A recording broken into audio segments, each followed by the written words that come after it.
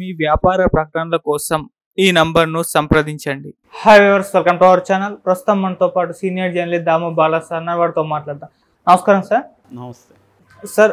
మనం చెప్పుకున్నాం Radisson drugs case గురించి. అందులో రోషయ్య గారి మనవడు అండ్ ఒక బీజేపీ నేత కుమారుడు వీళ్ళిద్దరు పేర్లు కూడా బయటపడ్డాయని, అలాగే ఈ రోజు ఇంకొందరు పేర్లు కూడా బయటపడ్డాయని చెప్పేసి ఒక న్యూస్ రావడం జరిగింది సార్. ఈ లిస్టులో ఎవరెవరు ఉన్నారు సార్?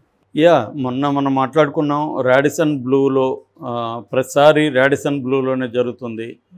కొంతకాలం క్రితం కూడా నాగబాబు కూతురు నిహారిక ఉగాది టైంలో ఉగాది పచ్చడి కోసం పబ్బుకి వెళ్ళారనే వార్తలు వచ్చాయి. అప్పుడు అక్కడ దొరికినప్పుడు లేదు, ఉగాది పచ్చడి కోసం సరదాగా వెళ్ళింది అనేది చెప్పారు. వాళ్ళు కూడా సమర్థించారు. ఆ తర్వాత ఆ డ్రగ్ కేసు ఏమైందో ఎవరికి తెలియదు. ఇప్పుడు మళ్ళీ రాడిసన్ బ్లూ ఒకసారిగా వార్తల్లోకి వచ్చింది. మొన్న ఏం జరిగిందంటే రాడిసన్ బ్లూలో కొకైన్ పంపకం జరుగుతుందని పోలీసులకు వార్త వస్తే వీళ్ళు వెళ్ళి దాడి చేశారు. అందులో బీజేపీ నేత అరవింద్ అని షేర్లింగంపల్లి ఎమ్మెల్యేగా ఆయన గతంలో కంటెస్ట్ చేశాడు. వాళ్ళ అబ్బాయి వివేకానంద ఒక రూమ్ తీసుకున్నాడు. అక్కడ రూమ్ తీసుకొని అతను వీకెండ్ పార్టీస్ ఇస్తున్నాడు. రెగ్యులర్గా రూము పర్మనెంట్గా తీసుకున్నాడు, పార్టీలు ఇస్తున్నాడు, అందులో డ్రగ్స్ వస్తున్నాయి. అలాగా అతను డబ్బులు సంపాదిస్తూ ఎంజాయ్ చేస్తున్నాడు. సో అతని ఫ్రెండ్స్ చాలామంది వెళ్తున్నాడు. అయితే ఈ టిప్ అందిన పోలీసులు మొన్న అటాక్ చేశారు. ఇటు టీఎస్ న్యాబ్ అంటాం. టీఎస్ న్యాబ్ అంటే Telangana state narcotic bureau plus SOT special operating team Madhapur, ఈ రెండు టీములు వెళ్ళి అటాక్ చేశారు. అటాక్ చేసినప్పుడు రెడ్ హ్యాండెడ్గా కొంతమంది దొరికారు, కొంతమంది అప్పటికే ఎస్కేప్ అయిపోయారు. ఇందులో రోసయ్య మనవడు కూడా ఉన్నాడని వార్తలు వచ్చాయి. ఇప్పుడు కొన్ని కొత్త పేర్లు బయటకు వచ్చాయి. ఇందులో ప్రధానమైంది లిషి గణేష్ అమ్మాయి పేరు. ఈ అమ్మాయి వెరీ పాపులర్ గతంలో కూడా. ఎట్లాగంటే 2 ఏళ్లకు ముందు కూడా ఇదే రాడిసన్ బ్లూలో అటాక్ చేసినప్పుడు ఈ అమ్మాయి దొరికింది. దొరికినప్పుడు వాళ్ళ మోడల్ కుషిత, వీళ్ళ అక్క కుషిత వచ్చి మీడియాతో ఏం మాట్లాడిందంటే, అసలు మాకు అక్కడ డ్రగ్స్ ఉన్నట్టు ఏం తెలీదు, మేము చీజ్ బజ్జీ తినడానికి వెళ్ళాము అనేది చెప్పింది. అప్పట్లో అది బాగా వైరల్ అయింది. అక్కడ పబ్బుల్లో చీజ్ బజ్జీల కోసం వెళ్తున్నారు వీళ్ళు అని.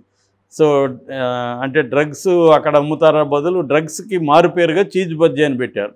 ఒరే చీజ్ బజ్జీ ఎక్కడ దొరుకుతుందిరా అని అడగడం, పలానా చోట దొరుకుతుంది చూడరా, లేకపోతే కుషిత అని అడిగితే చెప్తుందిరా అని ఇలాగా వైరల్ చేశారు.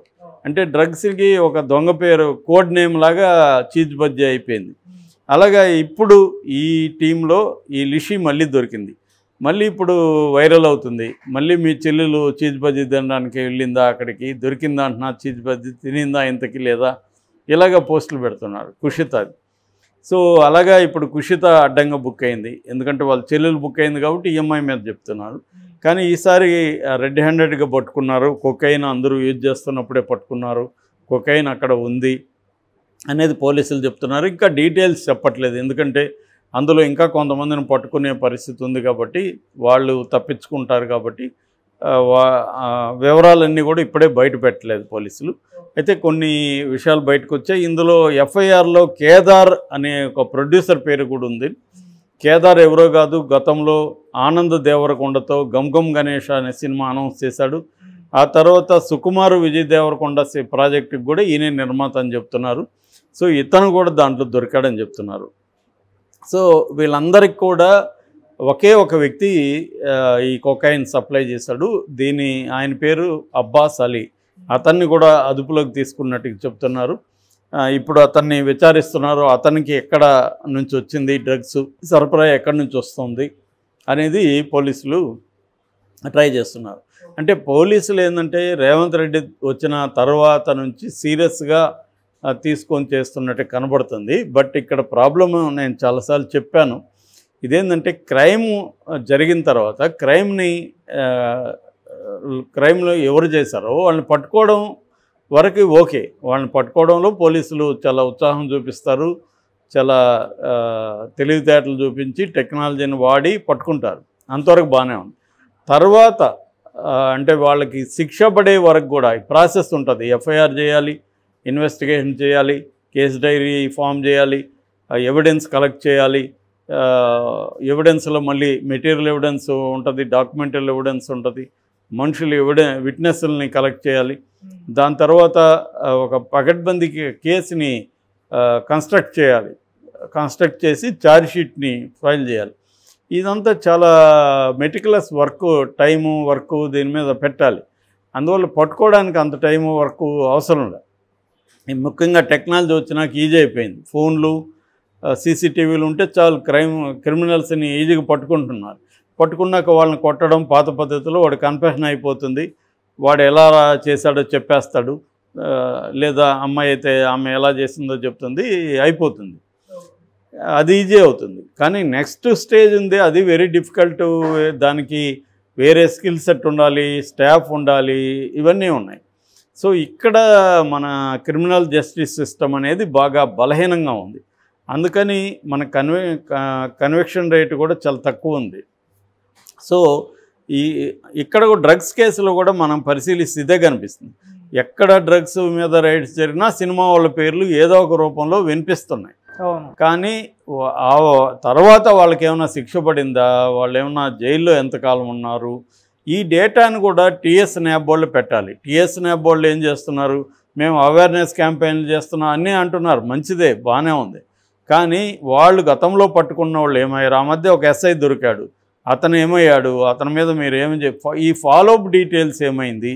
గతంలో మనం చూసాం, రోజు చార్మి వచ్చేది, పూరి జగన్నాథ్ వచ్చేవాడు, మన రవితేజ వచ్చేవాడు, వాళ్ళ బ్రదర్స్ వచ్చేవాళ్ళు, ఈ నవదీప్ వచ్చేవాళ్ళు, ఇలాగ రకరకాల సినిమా వాళ్ళు వచ్చేవాళ్ళు. ఆ మధ్య కూడా కబాలీ ప్రొడ్యూసరు కేపీ చౌదరి, ఆయన్ని అరెస్ట్ చేశారు. ఆ కేసులో 2000 మంది ఫోన్ నెంబర్లు దొరికాయని చెప్పారు.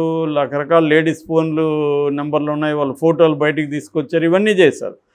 ఫాలోఅప్ ఏంటి, వాళ్ళ మీద ఎక్కడ వరకు కేసులు వచ్చాయి, వాళ్ళు జైల్లో ఎంతకాలం ఉన్నారు, వాళ్ళ కేసు డీటెయిల్స్ ఏంటి, వాళ్ళకి ఎవరికైనా శిక్షలు పడినాయా, ఈ డీటెయిల్స్ జనాలకు తెలియకపోవడం వల్ల మళ్ళీ జనాలకి ఏమర్థమైందంటే, యూజ్ చేసే వాళ్ళకి వీళ్ళు ఎక్కువ మంది పరపతి ఉన్నవాళ్లే కాబట్టి వీళ్ళు ఏం చేస్తారు, దొరుకుతాము 4 రోజులు టీవీల్లో వస్తాయి, దానివల్ల మనకు పాపులారిటీ తప్ప వచ్చే నష్టమే లేదు.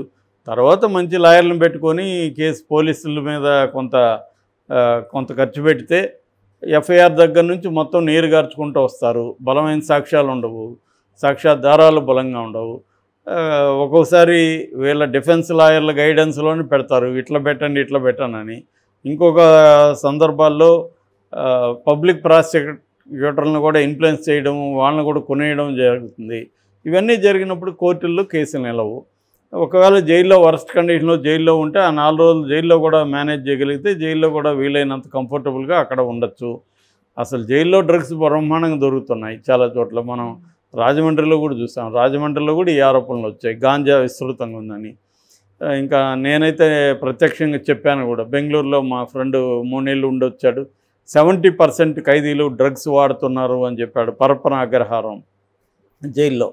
సో అక్కడ ఒక పెద్ద దందా జరుగుతుంది, డ్రగ్స్ దందా, 4-5 రకాల డ్రగ్స్ అక్కడ అందరికీ మార్కెటింగ్ జరుగుతుంది, అదొక పెద్ద వ్యాపారం అని చెప్తున్నాడు.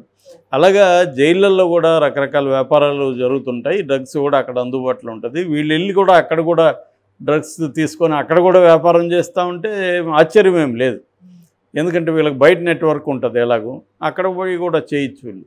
సో ఇలాగా దాన్ని ఏం చేస్తున్నారు ఈ టీఎస్ న్యాబ్ కానీ, ఎస్ఓటీ కానీ, గవర్నమెంట్ కానీ పట్టుకున్న తర్వాత నెక్స్ట్ ఫేజ్లో ఏం జరుగుతుంది అనేది ఎవడు కూడా వర్క్ చేస్తున్నట్టుగా మనకు కనబడలేదు. చేస్తుండొచ్చేమో కానీ దాని డీటెయిల్స్ ఏం చెప్పట్లేదు, దాన్ని ఎందుకు దాచాల్సి వస్తుంది, దాన్ని బయట పెట్టడం ఇంపార్టెంట్.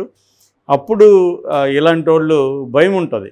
ఇప్పుడు ఏమవుతుందంటే వీళ్ళకి ఎందుకు భయం లేదంటే ఈ సిస్టమ్ని మేనేజ్ చేసుకుంటారు. దొరకడం వరకే కదా వీళ్ళ పని, దొరుకుతారు, పేరు వస్తుంది. ఏమవుతుంది వీళ్ళకి, ఇవాళ publicity is good at the end of the day. ఫైనల్గా పబ్లిసిటీ, ఇప్పుడు ఈ లిషి నాకు ఇప్పటివరకు తెలీదు, కుషిత నాకు ఇప్పటివరకు తెలీదు. ఇప్పుడు మనం వీడియో చేస్తున్నాం, దీన్ని చూసిన వాళ్ళందరికీ లిషి అనే మోడల్ ఉంది, కుషిత అనే ఒక మోడల్ ఉంది, వీళ్ళు సినిమాలో కూడా నటిస్తారు అని తెలుస్తుంది. తెలియడం వల్ల వాళ్ళకి డిమాండ్ పెరుగుతుంది. మోడల్గా పిలవాల్సి వచ్చినప్పుడు ఆ కుషితాని లిషిని పిలవండి, మనకు మంచిగా పబ్లిసిటీ వస్తుందని అనుకుంటారు. అలాగా వీళ్ళకి టెంపరీగా ఇబ్బంది, జైలు, పోలీస్ స్టేషన్, కానీ తర్వాత వీళ్ళకి లాంగ్ రన్లో వీళ్ళకి ఏమి జరగట్లేదు. సో ఇది జరగాల్సిన అవసరం ఉంది. ఈ అరెస్టు తర్వాత ప్రాసెస్ని బయటికి చెప్పాల్సిన అవసరం కూడా ఉంది.